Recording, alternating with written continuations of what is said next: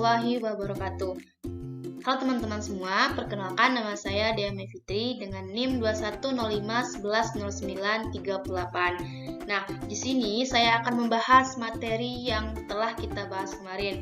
Yang pertama kita membahas literasi, kemudian sains, dan hari ini kita akan membahas tentang literasi sains. Nah, sebelumnya untuk literasi sains ini sudah saya jelaskan di video part pertama tentang literasi sains secara umum. Jadi di sini saya akan mengulang kembali atau mengulas apa yang dimaksud dengan literasi sains. Jadi, literasi sains adalah kemampuan atau kecakapan ilmiah dalam mengidentifikasikan pertanyaan, mengelola informasi, mendapatkan pengetahuan baru, serta dapat menjelaskan fenomena alam dan bisa menyimpulkan gejala alam berdasarkan faktanya atau berdasarkan data. Nah, di sini literasi sains ini membantu kita untuk meningkatkan pola pikir, perilaku kita, kemudian membangun karakter manusia untuk peduli dan bertanggung jawab terhadap dirinya, masyarakat, dan alam semesta. Contohnya dari literasi sains ini yaitu ketika kita tahu tentang pengetahuan sains maupun keterampilan proses ilmiah untuk memahami dan membuat keputusan tentang lingkungan alam. Nah, di sini diberikan contoh misalnya di sebuah daerah sangat banyak sampah. Tentunya sampah ini kan bisa didaur ulang atau ada yang tidak bisa didaur ulang. Nah, dengan ketika kita mempelajari literasi sains ini, kita bisa memanfaatkan pengetahuan yang telah kita dapat tadi untuk mengelola sampah tersebut menjadi barang yang bisa digunakan kembali. Jadi, literasi sains ini adalah kemampuan atau kecakapan ilmiah kita ketika kita memahami pengetahuan sains tersebut dan bisa menggunakannya ketika kita mengambil suatu keputusan-keputusan yang berhubungan dengan lingkungan alam. Manfaat dan fungsi literasi sains. Yang pertama yaitu mengamati dan menghubungkan konsep sains mencakup kehidupan dan makhluk hidup.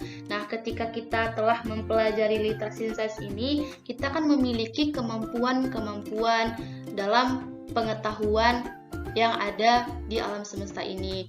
Nah, ketika kita sudah belajar literasi sains ini, kita bisa menghubungkan konsep sains yang telah kita punya ini dalam kehidupan dan makhluk hidup. Yang kedua yaitu menggambarkan konsep sains berdasarkan pengetahuan tentang sains. Menggambarkan konsep sains ini adalah, sains ini kan adalah ilmu yang mempelajari tentang sebab akibat yang terjadi di alam. Nah, ketika kita telah mempelajari tentang konsep sains tadi, kemudian kita juga telah mempelajari literasi sains ini, jadi kita bisa mengolah informasi yang telah kita pelajari tadi menjadi sesuatu yang bermanfaat bagi diri kita maupun bagi orang lain, yang dimana yang bertujuan untuk menjaga kelestarian alam dan lingkungan sekitar kita.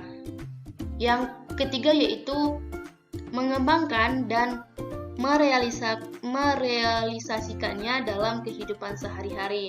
Nah, ketika kita telah belajar literasi sains tadi, contohnya tentang sampah yang telah kita ulas pada pengertian literasi sains tadi, jadi kita bisa mengimplementasikannya ilmu yang telah kita pelajari tadi. Yang keempat yaitu melatih berpikir kritis, sistematis, dan logis. Nah, ketika kita telah mempelajari literasi sains ini, maka akan melatih kita untuk berpikir kritis, kemudian sistematis, dan logis, di mana tentunya kan sains ini kan mempelajari tentang gejala-gejala alam, terus yang berkaitan dengan alam. Ketika kita sudah mempelajari hal tersebut, kita tidak lagi percaya dengan hal-hal yang tidak pasti atau hal-hal yang hanya sekedar kata-kata saja. Ketika kita sudah mempelajari literasi sains ini, kita bisa membuat sebuah keputusan apakah sesuatu tersebut bersifat fakta atau tidak benar adanya. Nah, literasi sains ini itu bertujuan juga untuk memahami lingkungan hidup seperti kesehatan, berhubungan dengan kesehatan ini seperti biologis tadi, kemudian ekonomi ini berhubungan juga dengan kimia, kemudian biologis dan fisika, dan masalah lainnya. Contoh kegiatan literasi sains yang bisa diterapkan dalam pembelajaran. Yang pertama yaitu simulasi bencana alam. Simulasi bencana alam ini bertujuan untuk memberitahukan kepada para peserta didik, misalnya di suatu daerah terjadi banjir, mencari tahu bagaimana penyebab banjir itu terjadi, bagaimana cara mencegah banjir, dan bagaimana sikap kita atau apa yang kita lakukan ketika banjir tersebut terjadi. Yang kedua yaitu penggunaan teknologi sederhana seperti katrol atau gunting bagi kehidupan manusia.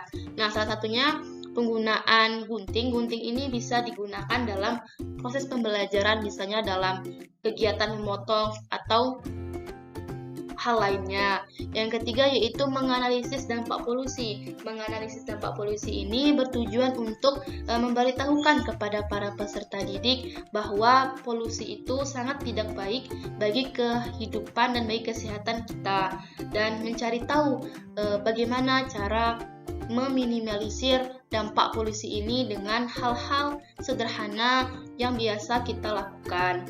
Yang keempat yaitu simulasi dan demonstrasi perilaku hidup sehat dan bersih, di mana di sekolah itu bisa diterapkan membuang sampah di tempatnya, kemudian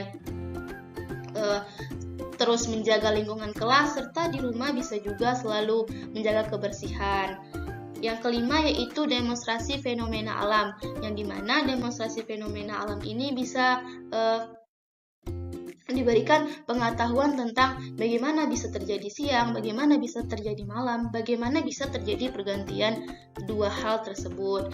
Kemudian yang terakhir yaitu pemanfaatan makhluk hidup bagi kehidupan manusia. Pemanfaatan makhluk hidup ini bisa berupa salah satunya tumbuhan. Tumbuhan itu adalah makhluk hidup. Nah, tumbuhan ini bisa dimanfaatkan oleh manusia sebagai sumber kehidupan, misalnya tumbuhan padi yang sangat berguna untuk kelangsungan hidup manusia. Sekian pembahasan kita tentang literasi, kemudian sains dan literasi sains. Saya mohon maaf jika ada kesalahan. Terima kasih. Saya akhiri, wabillahi taufiq wal hidayah. Wassalamualaikum warahmatullahi wabarakatuh.